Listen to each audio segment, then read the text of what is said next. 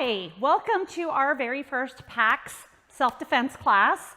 This is our very first live stream. PAX is personal and community safety, and we're a department or a division of ENSO Center, and we're really excited to have you here with us. In the future, we're going to be doing classes, self-defense classes for older Americans, LGBTQ plus community, other marginalized communities, plus a bystander training. So I really encourage you to follow us on social media or check out our website, paxselfdefense.com, and it's going to have the dates, plus lots of other information and great resources there available to you.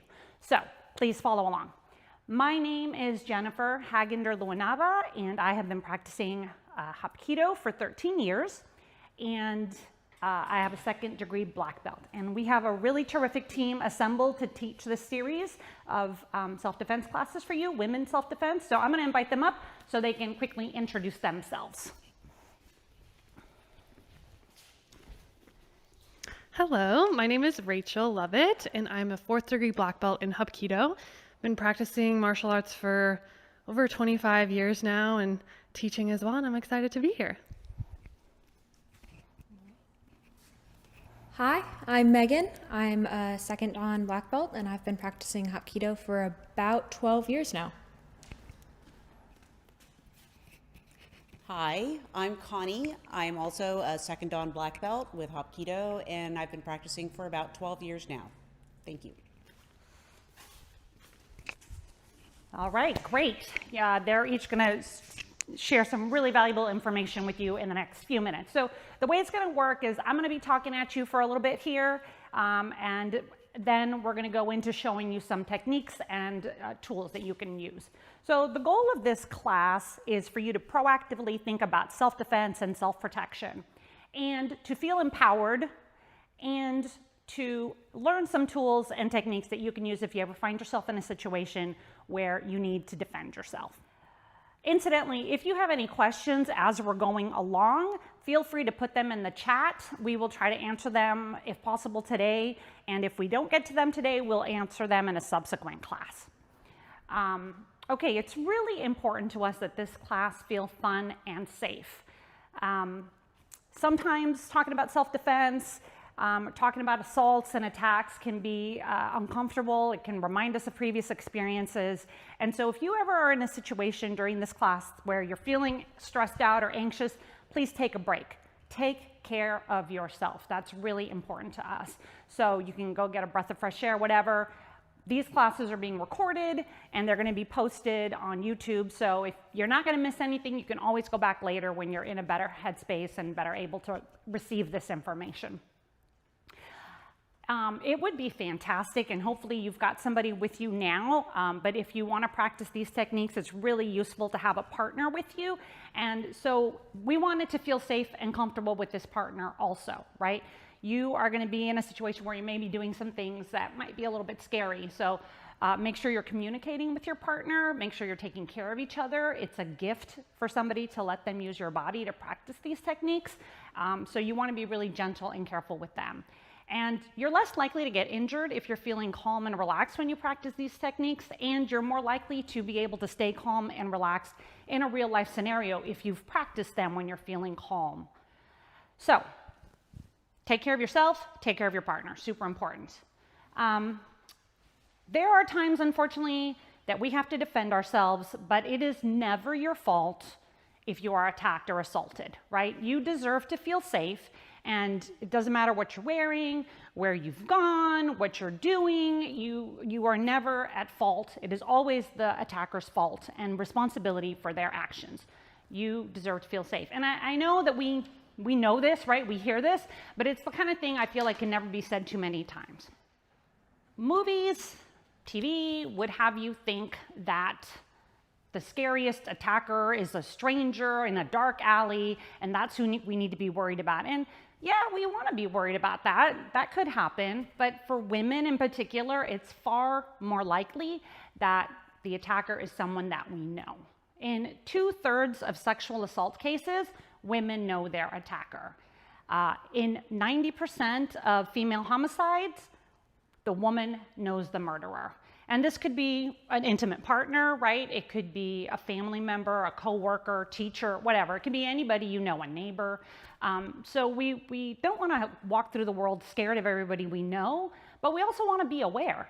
It's really important that we are aware of that, because often if it's somebody we know, we'll give them the benefit of the doubt and overlook signs or indicators that from a stranger we would be like, hey, what's going on here, right? But, oh, it's somebody we know, they didn't mean it. And we lose precious seconds because we're questioning what's really happening. So just be aware. We're going to be talking about in our next class indicators and going into a lot more detail on what those could be and situational awareness. So make sure you come back for that class. The goal of self-defense is to stay safe, to get to safety with as little emotional, physical, psychological damage as possible. And that seems kind of obvious, right? Like it's kind of a dumb thing to say. But the reality is, back to movies and TV, somebody gets attacked and they beat this person up and they leave them half dead on the ground and you're a hero and you've saved the day. Well, that's not really the reality, right? In most situations, the longer we engage with somebody, the more likely we are to be hurt. And we don't want to get hurt. We want to get to safety and assess the situation then. And if there's something that needs to be done about this person, we can think about it in a cool, calm, rational way and make a decision. But we don't want to be dealing with that at that time. We need to get to safety. We need to be safe. And good news, women know how to stay safe, right? We do this all the time. Every time we walk out the door, we go into a world that frequently wants to hurt us. And so we have all kinds of techniques that we use already to stay safe. And this class, we just want to build on what we already know, right? Right now, a lot of times we might not engage, we might walk away. Those are all forms of self-protection. They're very valid forms. So we're just gonna give you a few more tools and tricks in case you are in a different kind of situation. So I want to take a deep breath before we move forward with the rest of the class. I invite you to join me. So if you're sitting, go ahead and stand up. And we're gonna just take a nice big gathering breath, breathing into our bellies, okay? So, and breathing out.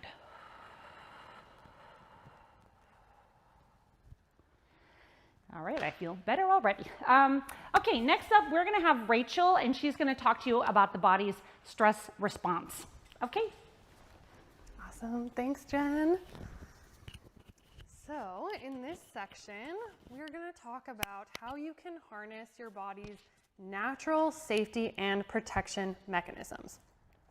And I'd like to build off of something that Jen already said, which is that you already know what to do. You have so many great instincts already.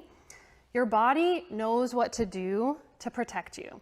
In fact, there's an entire branch of the nervous system dedicated to this called the sympathetic nervous system. Now, obviously, you're here to learn some tools, to build your confidence, to feel empowered, and we're gonna do all of that. And first, we need to start with where we're at. We need to build awareness. So let's first talk about the different ways that your body, that a body, can respond in a threatening, uncomfortable, or stressful situations. These are called our stress responses. These responses are also ways that your body is talking to you, right? It's a way to kind of open up a dialogue. These are cues that you can look for that can tell you that you are perceiving a threat before your brain even knows. Our body is so smart in this way. A lot of times it knows stuff that we don't even know. So I know you've heard of fight or flight, right? But there are actually 3 more F's to this sympathetic nervous system response. So the full list is fight, flight, freeze, flop, and fawn. But what do these actually look like in real life? It obviously depends on the situation you're facing. And keep in mind that these are stress responses, not just life or death situation responses. So what these show up as are going to have a big range. It's going to be a broad spectrum. So I'm going to give you some examples kind of across that spectrum for each of those 5 Fs. So let's start with fight. Fight is not just physically fighting someone or wanting to physically fight someone, although it absolutely can be. It also can show up as anger. It's getting argumentative. It can feel in your body like your body gets really hot. Sometimes people's ears get really hot. It can cause jaw clenching or jaw tightness, so you can feel that in your body that way. It can look like talking over people. It can look like getting defensive, kind of snapping back. And it can even look like flight is not just physically running away from a situation or wanting to physically run away, although it absolutely can be.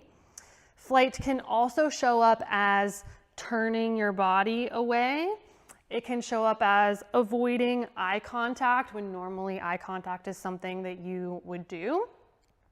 It can show up as feeling really antsy or fidgety or anxious in your body. Maybe your heart is racing. Flight can look like procrastination. Actually, it can look like avoiding tasks. It can look like avoiding difficult conversations or situations. And it can look like being really overwhelmed. Next is the freeze response. So this is deer in the headlights, right? So physically not moving or not being able to move. This can also show up as not being able to speak or maybe even not knowing what to say.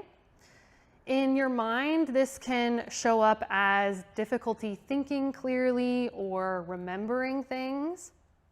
It can look like zoning out or staring off into space.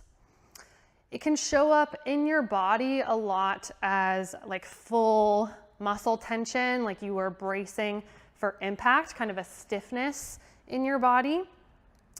Or it can show up as not feeling your body at all. Maybe you don't really feel like you have a body in that moment. And it can also show up as full-on dissociation. The next response is flop. So this would be like the possum playing dead. So although this is similar to the freeze response, this is more of a collapse and you trying to show the threat that you are not a threat, that you're not worth it.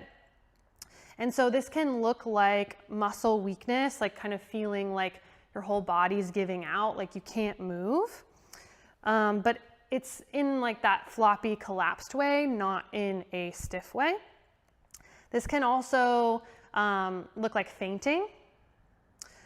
And this can also show up as being really compliant or overly submissive to a situation or a person. So in this way, it can actually look a little bit like people pleasing. And then in more chronic stress situations, this can actually look a lot like depression and kind of hopelessness. And then the final F, the final stress response, is the one that I think we're actually least likely to recognize. It's one that doesn't get talked about a whole lot, and this is the fawn response. So the fawn response involves trying to please or appease another person in order to avoid harm. Now, Stockholm Syndrome would be an extreme example of this fawn response. It can also look like laughing when you're uncomfortable. We've actually all experienced this. If we have siblings, we've been tickled, right? It starts off, maybe it is fun and you're laughing, but you've experienced that situation where it's not fun anymore, but you're still laughing and you're like, why am I laughing? So that's the fawn response right there. It can show up as excessive agreeableness, agreeing with people even if you know that that's against your values. It can show up as saying yes when you want to say no. It can show up as not setting boundaries or not enforcing boundaries. And it can even show up as encouraging the behavior that you are uncomfortable with. So those are the 5 F's, the 5 stress responses that your body can respond with during a stressful situation. So I'm sure as I was reading off those examples, you were also naturally thinking of your own examples, of your own memories of when you have responded in any of these ways. I'm sure you're already going back in your mind and you're kind of labeling things like, oh, that was the flop response when I did that, or oh, that was a fawn response. So that's the first step, right? That awareness is identifying how you naturally respond to things or how you have responded to things in the past. And again, keep in mind, stress response, not just life or death situation response. So think about and bring awareness to those daily stressors as well. So the ding of an email notification can elicit a stress response. The sound of a leaf blower at 8 a.m. every Monday morning can elicit a stress response. Specifically fight, if you're me. I would love to fight the leaf blowers. So notice your patterns, notice your go-to responses, and start connecting the dots and make kind of a sensation map in your mind as well. So now that you know that being fidgety can be a sign of that flight response, the next time you're fidgety, you can maybe notice, oh, I'm fidgety. Maybe that means that I'm actually uncomfortable right now. Yeah. So that's step 1, is bringing awareness to your stress responses, identifying your patterns. Now, as lucky as we are that these stress responses are automatic, and we can seriously pat ourselves on the back and say, good job, body. And let's actually all do that right now. Say like, thank you, body, good job. You're doing so good at protecting me and keeping me safe. If we want to maximize our safety, if we want to maximize our comfort, we want to feel empowered, yeah, then we want to be able to choose. We want to be able to choose how we respond to these situations. Because again, while there's utility in all 5 of these responses, there are ones that are more effective at keeping you safe and comfortable depending on the situation. So for example, if I'm suddenly in a situation where I have to like cut the blue wire or the red wire or the bomb is going to explode, if I froze and didn't do anything, that is maybe not the most effective response. Maybe a more relatable example would be if you're in traffic and somebody cuts you off and that really activates you. Maybe the best response would not be to go into fight, and you probably wouldn't want to rear end them, right, and cause an accident. So to be able to choose, you need to have awareness of yourself and your feelings. You need to be able to evaluate the situation, and you need to be practiced at using your different tools.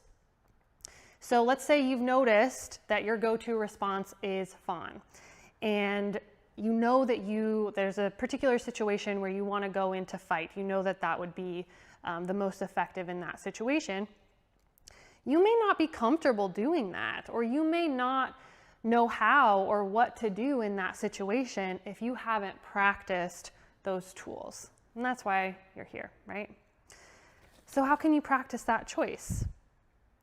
First step with this is to actually go back in your mind to a past situation, something that has happened before where you responded in one of these 5 ways. Now, please don't pick something that is still really triggering to you now. You would want to work through that alongside a mental health professional. So pick a situation that you feel comfortable remembering, that you feel comfortable talking about, and then think back and evaluate, would a different F have made me feel more safe or more comfortable? And if the answer is yes, then you can go back and kind of redo the scenario in your mind, rewrite that script in your mind of how you would have liked to respond. Now, as you do this exercise, even though you've picked memories that you are comfortable with, it's normal for it to bring up some judgment, maybe some guilt, maybe some shame. Like, why did I do that? I wish I would have done that differently. Why did I do that? I want to reiterate that you did nothing wrong. Your body protected you in the way that it knew how. And that is amazing. There's absolutely no shame in that. So let's pause together. Let's take another deep breath. Breathing in, breathing out. And let's just give yourself permission, breathe in, to release any judgment, release any guilt. One last breath, breathing in, compassion and understanding. Breathing out, judgment. Very nice. So you can keep doing this exercise with situations that have happened more recently. Maybe the first memory that you picked is something that happened like a year ago. And then slowly you can work your way up to bring your awareness to things as they are happening.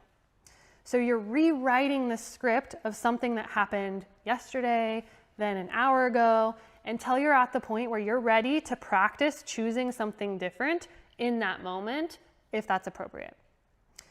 So let's take, for example, the barista at the coffee shop makes your order wrong. And you've brought awareness to the fact that you always flop in this situation. In this situation, the barista always gets your order wrong. You take your coffee and you don't say anything, but you're pretty disappointed. So the next step is realizing that you do want to say something. You want to choose something different. So in this case, it would actually be choosing more of a fight response, so advocating for yourself. So maybe next time, you take your coffee, you leave just like you always do, you get in your car, but then you get out of your car and you go back into the coffee shop and you ask for your order to be made correctly. And then maybe the next time, you don't leave the coffee shop, you say something as soon as it happens, right? So you can slowly kind of build your way up in this way, build your comfort in this way until it's no big deal. Maybe another example would be, let's say in a customer service situation, you've noticed your go-to is always to be in that fight response, to be kind of argumentative. So maybe you choose a more fun response, to be more agreeable and appealing to the person on the other line, to see if that ends up being more comfortable and gets you what you want. So as homework, I encourage you to keep working on awareness and choice in this way. And as you do this, you'll start to notice maybe what tools are missing from your toolbox, things you want to work on. Like if you're here, you've realized that you want to learn how to physically respond to something. And that's what we're going to do in this next section here. So I'm going to bring Jen back, and she's going to take you through some different self-defense techniques, how to practice more physical responses.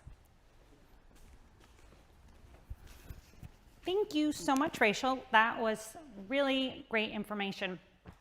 Okay, well, I don't know about you guys, but I'm sort of ready to get moving, huh? So I'm going to invite out a couple of other people here. They're going to kind of go through these exercises with me. If you have space at home, I encourage you to get up and do them with me. We don't need a huge amount of space, but just be aware of your surroundings. So this first exercise we're going to do is called circular motion, and it's a really fantastic exercise for kind of warming up, for relaxation, and it's also a really powerful self-defense tool, and we're going to show you some of that a little bit further on in this class. But basically, we're going to start with just moving our core kind of back and forth, moving from our center, and just let your arms kind of do whatever. Just let them flop around you. See, if you can kind of get them going high. You can balance your weight back and forth on one foot. See what happens if you do that. See what happens if you kind of lean forward or if you lean up. Again, very relaxing, very soothing, right? The sort of whacking ourselves is actually a really soothing thing, and very powerful for self-defense. So I want you to think about too, this space here that we're creating with our arms is kind of like our personal bubble, right? And this is a space that we most people feel you have to be a pretty close person to us to get inside this bubble that we've created with our arms, okay?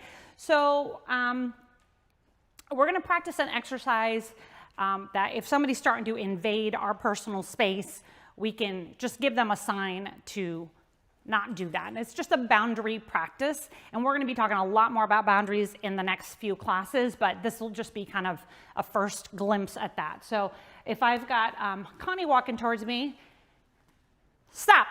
And I feel uncomfortable. I'm not sure what she's up to. She seems to be kind of intent on me, and I am not interested in what she's got. And if you notice, we've kind of got this distance here that's sort of where both our personal bubbles end, right? So go ahead and give that a try at home. I'm just going to try it with everybody here. Stop. Nice. Stop. Stop. Aggressive, this one. So you want to be clear. You don't want to, there's not a lot of conversation. There's not a lot of please. There's not a lot of sorry. There's just stop, okay? Okay, so the next thing we're going to practice is an unwanted hug. So remember how I talked about that a lot of times the person that is assaulting you could be somebody you know, could be a friend who had a few too many drinks at the bar and is kind of getting sloppy, actually not a situation that happened not that long ago, or you know, maybe your cousin at Christmas is just, you know, getting a little too handsy or whatever, your partner's cousin maybe. Okay, so if Connie's my cousin here, I'm just gonna, okay, so I'm gonna do that again in slow motion so you can kind of see what's happening. So we're gonna be nice and slow motion. So she's walking towards me. I'm just gonna step to the side here, right? And I'm gonna just move her hand and grab her here. And I'm just gonna put her in my circle. And maybe I'm gonna be like, Connie, hi, go over here. I don't wanna deal with you right now, okay? So, no, Rich, not today.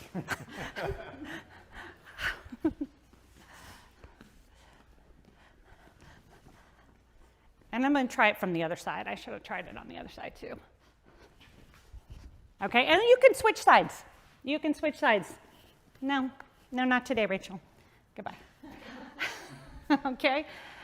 All right, so the next thing I'm going to show you is a grab release, and we have a lot of grab releases. We're going to go into a lot more detail on those too. I know I keep saying that. There's so much information, and we really want to get all this information out to you. So we're just going to start with one. This is a really common one. If I've got Connie coming towards me, and let's say she's grabbed, this is a cross hand grab we're going to practice today, okay?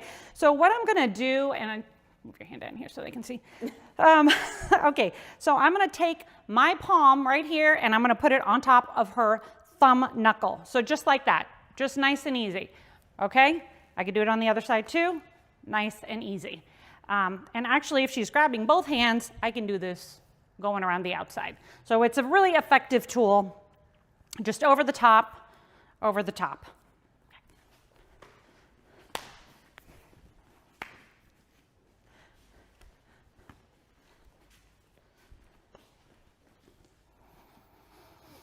Okay, straightforward. We're good? No questions so far? Awesome. If you've got any questions, go ahead and send them in. And if you think of questions while you're practicing these at home later, which we strongly encourage you to do, if you get an opportunity to practice these every day or every few days, it's really going to be make your defense so much more effective. So if you come up with questions at that time, jot them down, send them in to us. We will address them in the next class. Okay, so these are pretty straightforward things, right? Stop, get out of your grab. What if somebody's attacking you from behind? That's scary, right? And that's a really common question we get asked. And that's when we think of self-defense, that's a really common thing. Somebody's come up behind us, we don't know what's happening, and we don't know how to react. So a couple of things. This is when this circular motion exercise is going to come in really handy. It is extremely effective. You will be surprised at how effective it is when you try it. So when you try it, again, make sure you're with somebody you feel safe and comfortable with. Make sure they feel safe and comfortable with, but they may lose their balance. So make sure there's not sharp objects, tables and stuff. Have plenty of space, believe me. I've almost thrown Connie multiple times. Yeah, so let's go ahead and demonstrate this technique. So if I got Connie coming up, and let's do this from the side so people can get a really good view. She's got me here. Now, normally I'm not gonna let somebody do this if I see them coming up. Obviously, I'm gonna stop them before that. But let's say she's stealth Connie, and she got right up in here, and she's right up in my grill, and I'm just gonna do my back and forth. Yielding and relentless. I am not gonna stop until she lets go. I am not gonna stop until she lets go. Okay. So go ahead and try that. Be very careful. I'm going to start on this side this time.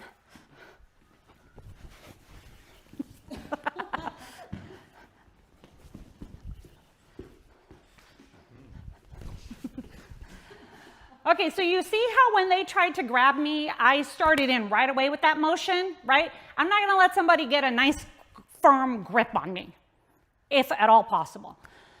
So that works really effectively. I hope you gave it a try. I hope you can see how effective that is. Now let's say you have somebody big and strong and maybe a little bit on the mean side and scary, okay? Hi, Rich, let's pick on you. Not scary at all. So come on over here. I'm gonna have you stand right behind me here. But you know, Rich is a big, strong guy. So he's gonna grab me. Thank you. Okay, and he even got my hands, okay? And he's got a nice good grip here. So I'm gonna get out. I'm gonna start my circular motion. Come on, hold on tight. Hold on tight. Okay, so I'm really struggling here. He has really got me. Here's when okay, let go. Here's when I'm gonna use a nice elbow jab, okay? And I can do that on both sides. So if you've got somebody who's much bigger and stronger than you, grab, please. Okay? You can definitely level up if you need to, right? We don't have to just keep flowing here. Obviously, the less intense we are, the less intensity we're gonna get back, right? Whatever we put out there to them, we are often gonna get that back. But if we need to, yeah, do the jabs, right? So I wanna talk a little bit back about this palm heel strike that I'm gonna do. So I get him, and then I'm gonna, right here. I could also, if I'm just, you know, just go back. Don't go away, Rich. I don't want you right now, right? But if it's somebody I'm really nervous about, I can palm heel right to the face, to the nose. I like a palm heel a lot better than a punch because I don't like punching. It hurts my fist. I have to aim it better. If I'm just turning around, you know, I don't have time for all that. So I'm just gonna turn around. So try that very carefully with other people, and I'm gonna try it with these other guys too.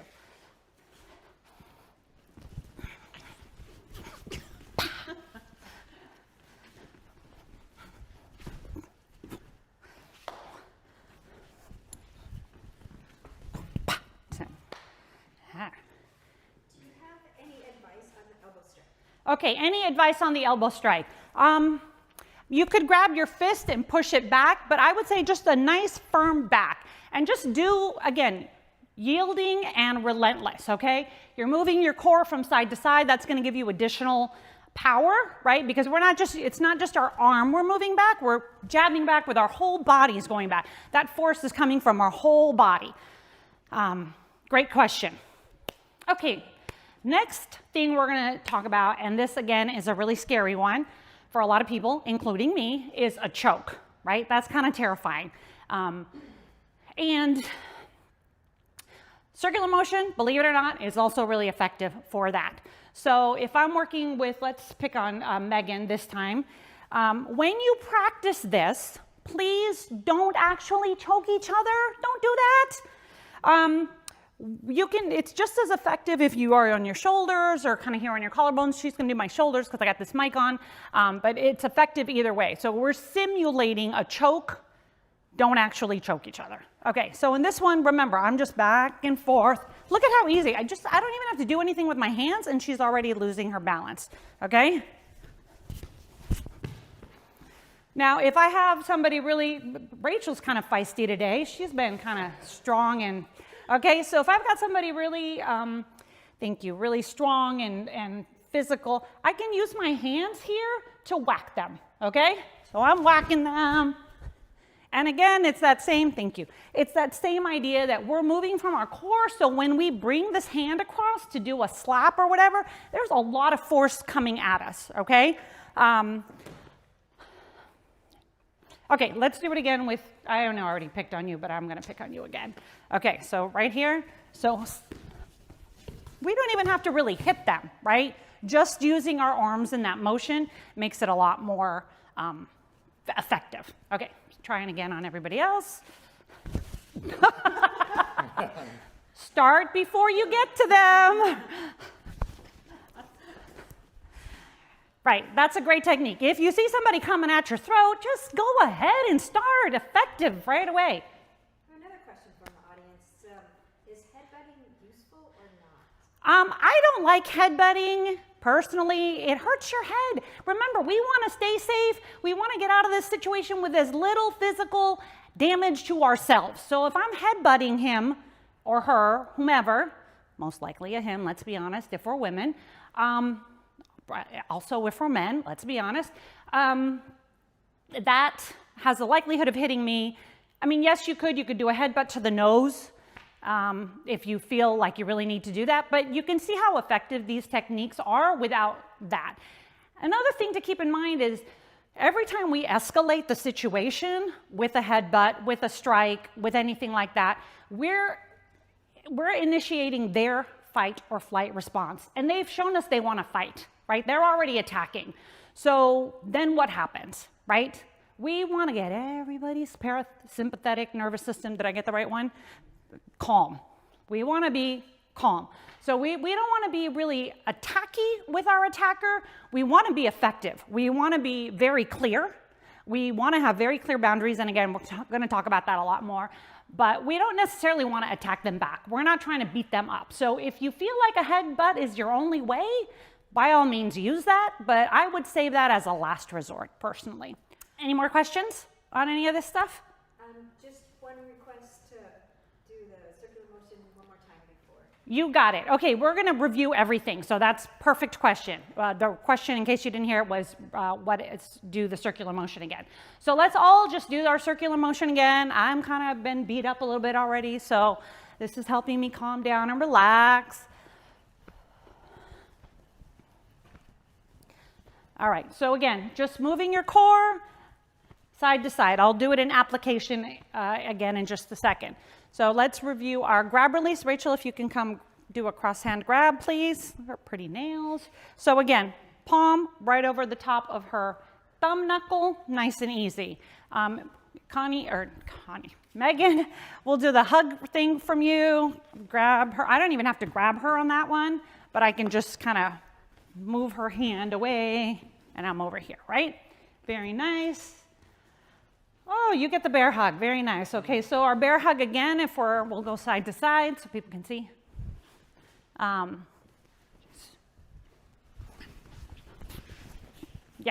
okay. And our last one, Connie, if she's doing the choke, and again, just nice side to side.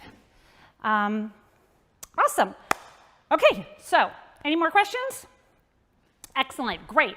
So give it a try at home. Again, be really careful, be with somebody you trust, and take it easy. But see if you can practice a little bit every day. If you can practice with somebody, great. And if you can, just doing this motion, honestly, every day, or even a few times a week is super, super helpful. So Connie and Megan are going to be teaching our next section. So when we do these exercises in class, typically what we would do is we would take you and put you into pairs and let you choke and grab each other. And sometimes that can be triggering, especially if it's dredging up some sort of memories that are unpleasant from your past.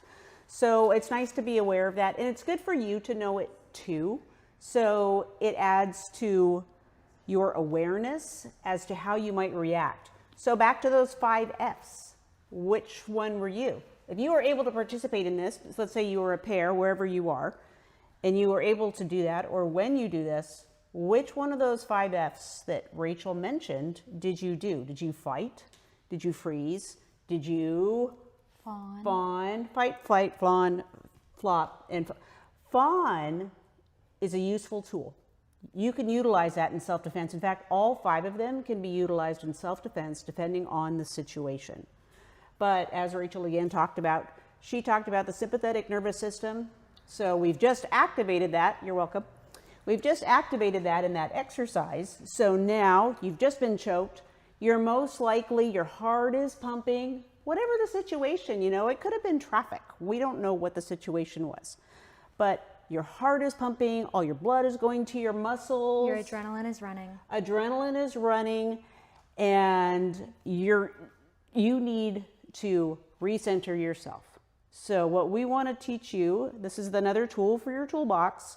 What we want to teach you is how to trigger the parasympathetic nervous system, which is your rest and digest, and it lets all of that blood come back and the oxygen go back to your brain so that you can think clearly and you have some clarity and some focus. Yeah.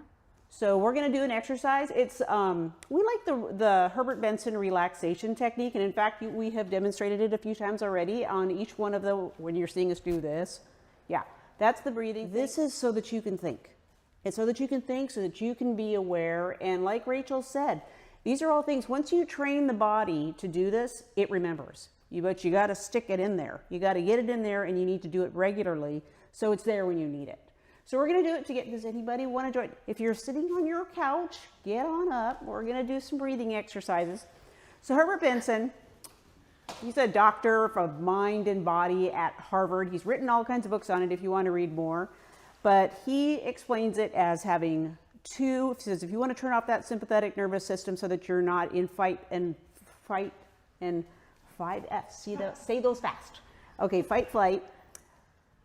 You're going to need repetition is the first one. And so you need repetition. It could be a word. You're repeating a word or a sound or a prayer, whatever it might be, emotion. Ideally something that you're not emotionally attached to, that you don't have an emotional association with. Something neutral. And then the second one is, go back to number 1. We are focusing on number 1. Number 2, so if you've done any meditation, we do it a lot. We have all this mindfulness stuff over here. But if you are familiar with it, people will say, oh, I'm going to meditate now. I'm going to empty my brain and there's not going to be anything in there and I'm going to be calm. And then you start thinking about everything. And so we're going to let all of that go by just like clouds. Now in reality, you know, you've just been attacked or whatever has happened. You're not going to take a moment if somebody's coming at you to go, okay, I'm going to take my deep breaths. I'm going to think about whether or not I'm going to fight, or it's just going to happen. But ideally, you'll be practicing this in moments where you are not in danger and it becomes second nature. Maybe smaller breaths, maybe not so obvious, maybe not. But for this practice that we want to teach you, we're going to make it bigger. And if you guys could each choose a different, you know, whatever move, because you can incorporate this into a mindfulness practice at home.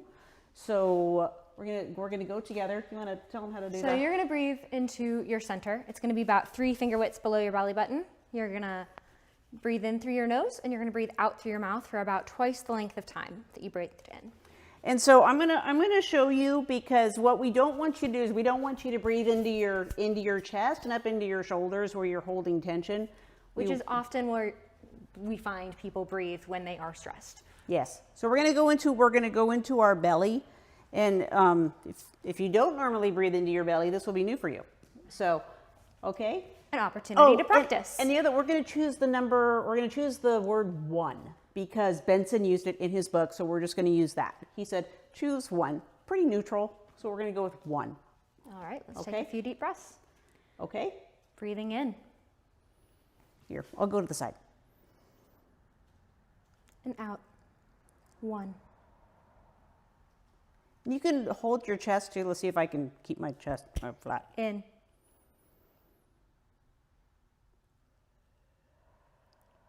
And out. 1.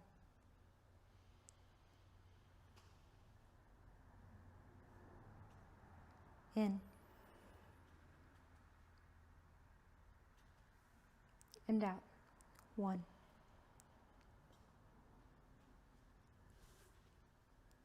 One more. One more. In. In doubt. So he did all sorts of studies on this. It is scientific. It's been shown to turn off that fight or flight, which you need to do to get yourself recentered.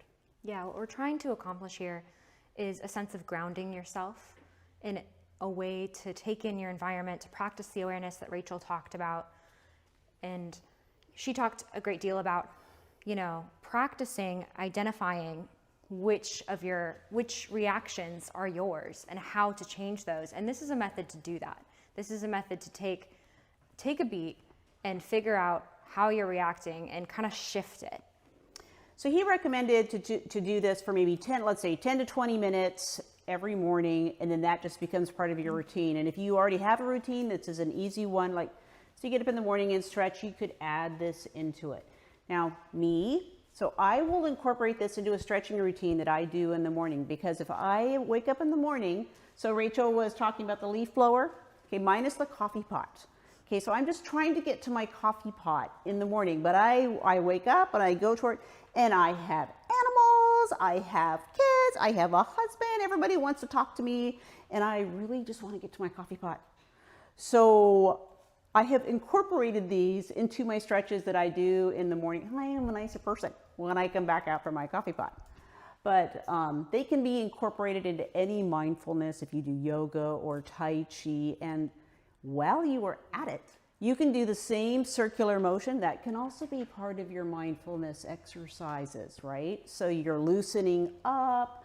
You are working your core muscles so that you are strong when you try to throw whoever. And you are staying light on your feet. If you're in sports, that's ready stance, right? Ready for action, staying light on your feet.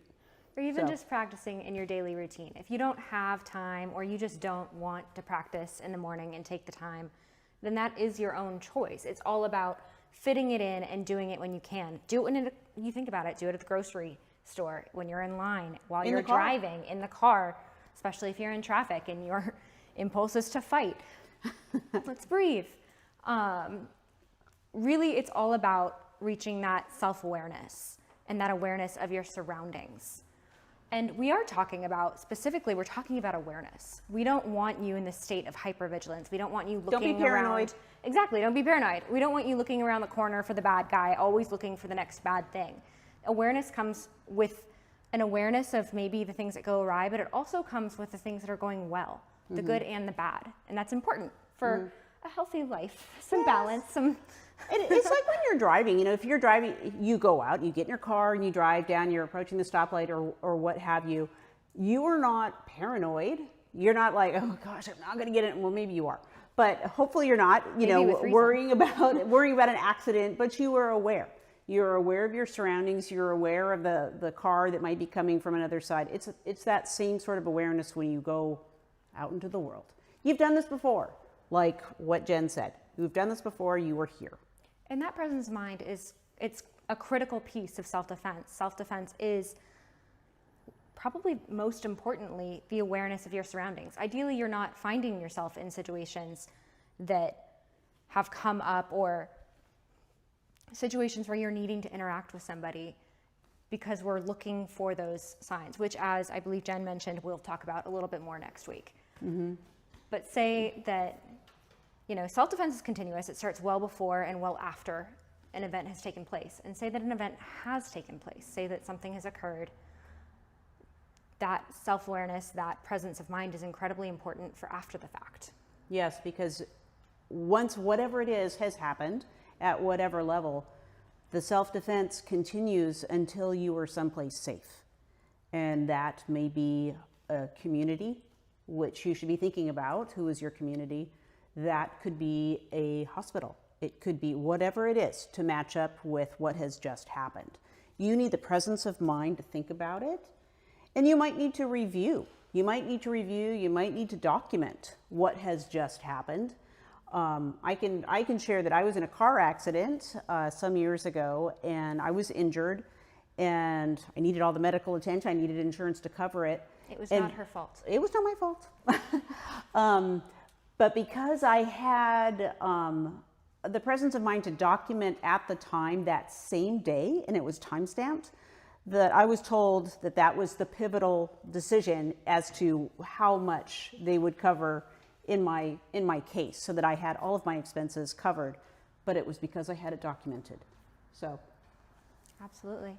I think now is a good time to revisit the idea that it's not your fault. If you are in a situation, it is never your fault. No. We are running short on time, so we're just gonna recap a little bit of what we've talked about. We're here to give you tools that you hopefully find useful and accessible, that you're willing to use to defend yourself, and you're here, and that's so important. We've talked about grounding. We like using breathing as a grounding exercise. It's evidence-based. You can use it all the time, and it's beneficial for all areas of life. Mm-hmm. We like talking about self-awareness because it's the first step in self-defense, and being able to trust your ability to be aware of yourself and your surroundings is absolutely essential to being able to trust your intuition without question. Mm-hmm. Okay. All right. Well, so actually, come back out here. Everybody come on out. Come on out. Thank you so much for joining us. Next week, we'll be talking about indicators, boundaries, and community. And we'd like to direct you to our website. We have resources posted on the website. Again, this is the foundational class, and we're going to be building on all of these exercises and techniques in the coming weeks. So why doesn't everybody give one takeaway they'd like to tell the viewers? Deep breath, ground yourself, be aware of the situation. You deserve to feel safe, and it's not your fault. Your body is so smart. Trust your intuition. Great. All right. Thank you so All right. much for joining us. Thank you. Welcome to our community.